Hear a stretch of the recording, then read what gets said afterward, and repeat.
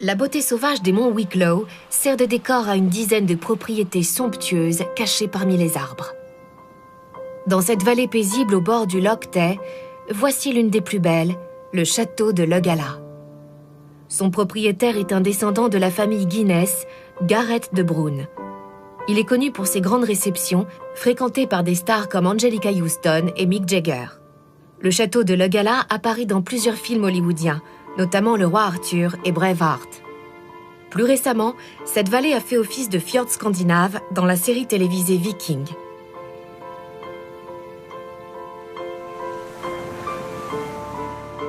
Dans le comté de Wexford, les dunes et la longue plage de sable de Curracloe Strand ont également connu leur heure de gloire.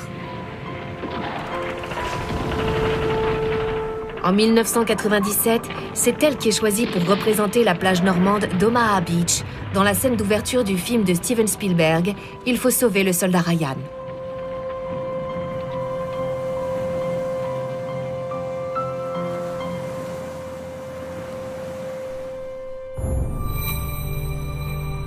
Quant à l'imposante forteresse du château de Trim, dans le comté de Meath, elle apparaît à plusieurs reprises dans le film de Mel Gibson, Braveheart.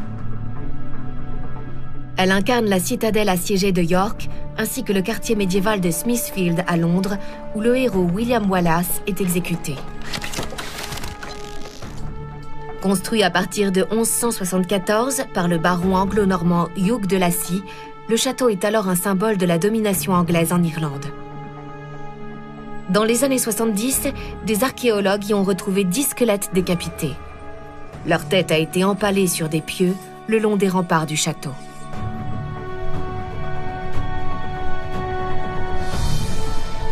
À la fin du Moyen-Âge, la forteresse défend la frontière du Pale, une région d'Irlande de l'Est dominée par les Anglo-Normands et délimitée par une palissade. Tout ce qui se trouve à l'extérieur du Pale est considéré comme le domaine sans foi ni loi des Irlandais barbares. Le réalisateur américain John Ford a su immortaliser la beauté sauvage de l'ouest de l'Irlande. En 1952, le village de Cong, dans le comté de Mayo, a servi de décor à son film L'Homme tranquille, interprété par John Wayne. Plusieurs lieux de tournage sont encore intacts, notamment celui de la scène de bagarre devenue culte. C'est de ce pont que le personnage de John Wayne, un immigré de retour au pays, observe pour la première fois sa famille en cachette. Au nord de Belfast, la côte du comté d'Antrim est le paysage irlandais par excellence.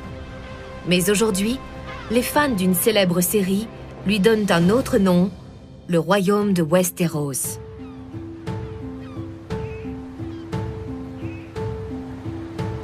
Autrefois le fief de clans influents, le comté d'Antrim est une région d'anciennes forteresses, de falaises imposantes et de côtes spectaculaires. Rien d'étonnant à ce qu'il ait donc été choisi comme décor de la série télévisée à succès, Game of Thrones.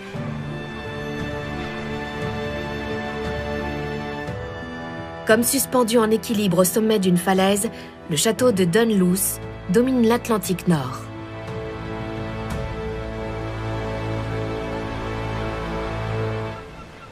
Il était le bastion des clans irlandais et écossais MacDonnell et MacDonald.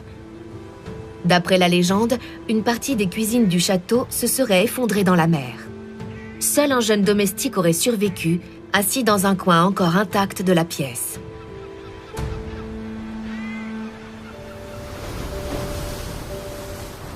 À 218 mètres au-dessus de l'océan et à 12 km à l'ouest du comté de Kerry, voici l'île de Skellig Michael. Au VIe siècle, une petite communauté de moines s'installe sur ce rocher.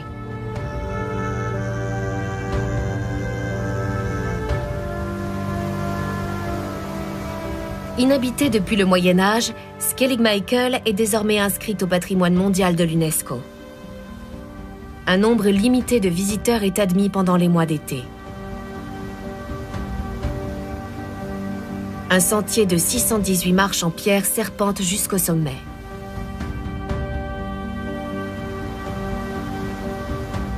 Les cabanes en pierre sèche, en forme de ruche ancienne où vivaient les moines, sont encore presque intactes.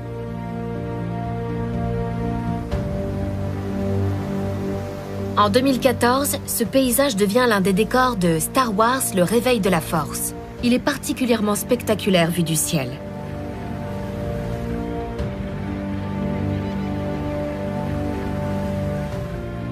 Ce pic escarpé battu par les éléments offre un spectacle unique au monde.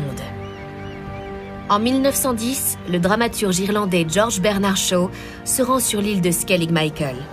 Il la décrit comme un lieu extraordinaire, impossible et d'une beauté irréelle, à l'image de l'Irlande dans toute sa diversité.